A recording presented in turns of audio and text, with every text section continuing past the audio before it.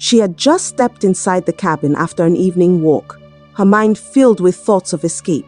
Then the door slammed open behind her. She barely had time to react before Brad gripped her, throwing her to the floor. "Please, no," Jennifer pleaded, her heart pounding in her chest. Brad's face twisted as he came closer to her. "You should have left when you had the chance," he said. Before she could move, Mike and Carl, two of his friends, held her, as if she were nothing more than a doll, her breath racing as she screamed for help. But the cabin was lonely. There was no one to rescue her. "Stop, please!" she cried out, her voice breaking, but they didn't listen. Brad knelt beside her, grabbing her hair. "No one's coming for you," he said, his breath hot against her neck. The pain was unbearable.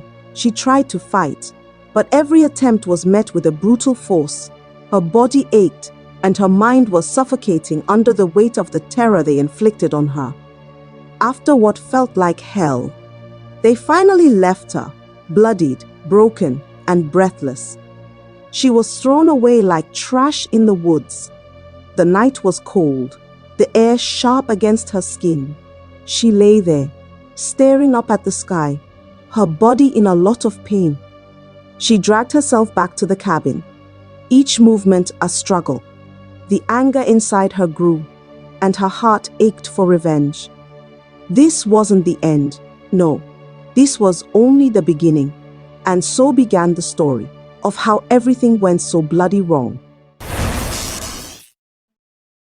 In the hottest hour of a boring Wednesday afternoon, Jennifer drove slowly along the road, her car bouncing over the bumpy road. She had rented a cabin in the woods to block out the noise of the city and finally finish her novel. Her editor's calls had become increasingly impatient, and the pressure to deliver was suffocating. But as she pulled up to the cabin, she was shocked by what she saw. The listing had promised something beautiful, but it wasn't the beautiful cabin she envisioned. The structure was old, its wooden planks warped with age, and the windows were shaking. But Jennifer forced a smile as she stepped out of the car, trying to shake off her unease. "It's just a cabin," she muttered. "Nothing to be afraid of." Inside, the cabin was scanty, with just a small kitchen, a single couch, and a desk in front of a window overlooking the forest. She unpacked her bags, set up her laptop, and tried to settle in. The next day, Jennifer drove into town for supplies. It was a small, quiet place, the kind where everyone knew each other. As she entered the store, she felt their eyes on her. The cashier offered a polite smile, but the group of men leaning against the wall didn't bother hiding their stares. "Hey there, city girl," one of them called. He was tall and broad, with an arrogant smile that made Jennifer's stomach turn. She ignored him, grabbing what she needed and heading for the counter. But as she left, she heard him again, his voice louder this time. "You be careful out there," he said. "Woods can be dangerous for someone like you." The others laughed harsh and loud, and it followed her out the door. Jennifer didn't look back. Her hands tightened on the steering wheel as she drove away. That night, as Jennifer sat at her desk, trying to write, she heard a faint sound outside her window. She froze, her fingers hovering over the keyboard. The sound came again, louder this time. She grabbed her flashlight and went outside. "Hello?" she called, shining the light into the darkness. The woods were silent, but when she turned back toward the door, she saw a note pinned to a tree with a hunting knife, and it read, "Leave while you still can." Jennifer's heart raced. She looked around wildly, but whoever had left it was gone. Jennifer tried to convince herself it was just a prank. Another night, while Jennifer was writing, she heard the sound of glass breaking. Before she could react, the door burst open, and Brad and his friends stormed in. Jennifer barely had time to react before Brad pushed her to the ground. "Please don't," she begged, her heart pounding in her chest. Brad's face squeezed as he comes close to her, his eyes looking at her improperly. "You should have left when you had the chance," he said. as she tried to stand on her feet. Mike and Carl, his accomplices, appeared at her sides, holding her down as if she is just a doll. Jennifer's fear increased, her heart racing as she screams for help. Her loud cries filled the cabin, but there was no one to hear her, no one to come to her rescue. "Please, stop," she pleaded over and over again, her voice cracking under the weight of her fear. Tears blurred her vision, but her tormentors didn't stop. She struggled, thrashing with every bit of strength she had left, but it was in vain. Her body screamed in pain, her skin raw and burning. Her cries faded into silence as the men's laughter echoed around her. When they were finally done, they dragged her bruised body into the woods and left her there on the cold ground like trash. The pain was unbearable, but it was the rage that kept her alive. Slowly, she crawled back to the cabin, her mind racing with thoughts of revenge. Jennifer wasn't the same after that night. The woman who had once sought peace was gone, replaced by someone colder and ruthless. With trembling hands, she stitched her wounds and cleansed the cut with some supplies she found in the cabin. As the days blurred into night, she turned her pain into purpose. She hunted the cabin and looked for things that could be used as a weapon. Knives were sharpened, tools were repurposed into tools for revenge. She planned to make them feel every bit of pain they had inflicted on her. She wasn't just surviving anymore, she was preparing. Carl was the first. He was the easiest to deal with and the weakest of the group. She spent days observing him from a distance, studying his routine, his movements, and his habits. Carl liked to drink alone at the edge of the woods, a habit that made him predictable and vulnerable. It was during one of these lonely outings that Jennifer made her move. She crafted a serious plea for help, a fake distress call written on a piece of paper, and she left it where she knew he'd find it. The message read, "Please help me. Trapped in the barn. Hurry." Carl, motivated by the thought of playing the hero, followed the note's instructions to an old barn deep in the woods. As he stepped inside, everywhere was dark. The air felt heavy and the silence oppressive. "Hello?" Carl called out, his voice wavering as he stepped further into the darkness. "Is someone there? Hey, I'm here to help." Jennifer watched him from the corner of the barn, hidden in the darkness, her heart steady and her grip firm on the sharp iron bar. She let him wander deeper into the barn. "Where are you?" Carl called again, louder this time, fear now showing in his tone. That was when she struck. She swung the sharp iron bar with accuracy, hitting the side of his head. Carl stumbled, his cry of pain cut short as Jennifer hit him again, this time driving him to the ground. Jennifer was relentless. This wasn't about just killing him. It was about making him feel the terror she had felt. When it was over, she dragged his body to the center of the barn, leaving his lifeless form for the scavengers. Mike was next. Unlike Carl, Mike's elimination required more skill. He was arrogant, the kind of man who believed he was untouchable. Jennifer knew she could use that against him. She spent hours preparing the woods, setting traps, and creating false trails to confuse and mislead him. She placed items to catch his attention.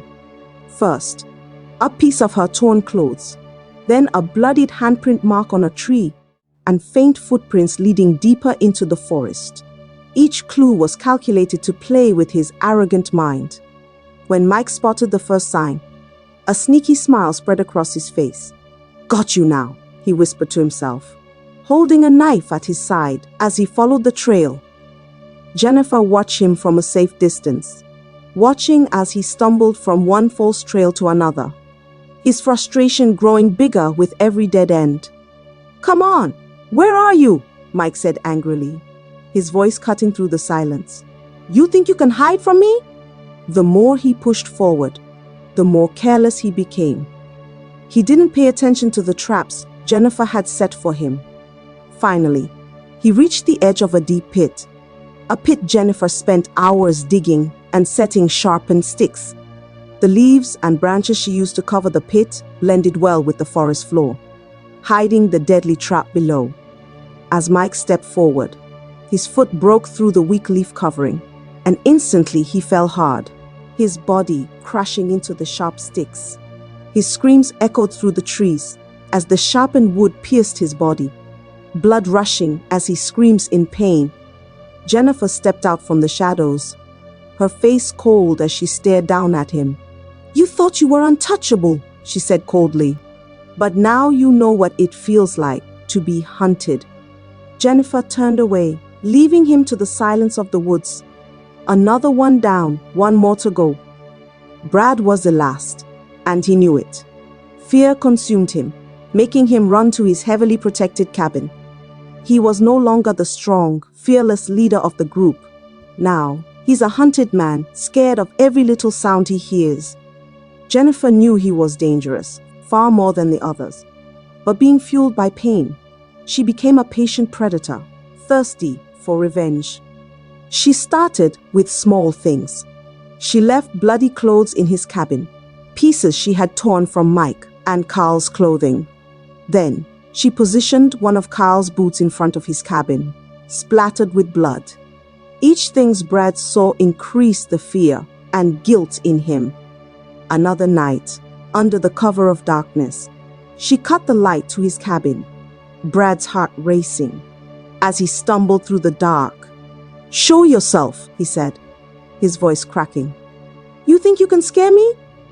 She opens a window and climbed inside, moving quietly towards him.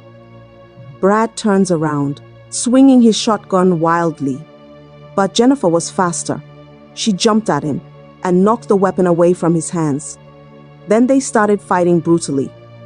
Brad fought with everything he had, his strength fueled by desperation. He landed a blow to Jennifer's ribs, and for a moment, it seemed he might overpower her. But Jennifer wasn't fighting with just her body. She was fighting with the weight of her grief and the pain she felt. With a harsh scream, she drove her knee into his stomach, sending him to the ground. Brad rushed to reach his shotgun, but Jennifer jumped on him, swinging an iron rod at him with all her strength. The rod hit his head, causing a terrible crack, and Brad collapsed, blood rushing beneath him. Jennifer stood up, looking at his lifeless body, her hands trembling. She let herself feel the weight of what she had done to all of them. She didn't feel victorious or relieved. Instead, it was the cold, hollow truth that her revenge was complete. Jennifer returned to her cabin, its once peaceful walls now haunted by the shadows of all that had happened.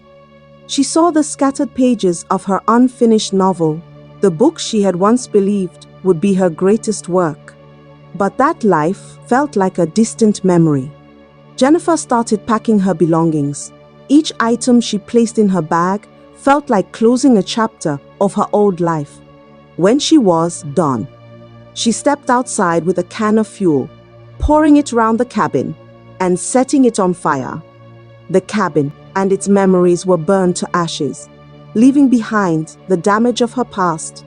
But as she drove away, the forest seems to disappear, but the memories didn't. They grip onto her, heavy and sharp. She didn't know where the road would take her, but one thing was certain: she was no longer a victim, but the author of her own story. And this was just the beginning of a new chapter. Moral lesson: Jennifer's story highlights the strength of the human spirit and the strength found in revenge. But you must beware of vengeance, because it may offer temporary satisfaction. True strength lies not just in fighting back, but in reclaiming control over one's life and rising above the pain. Survival isn't just enduring, it's choosing to live beyond the shadows of the past. I hope you enjoyed this story. If so, please like the video, share it with your family and friends, comment on it, and don't forget to subscribe to the channel for more enjoyable stories like this one. Goodbye.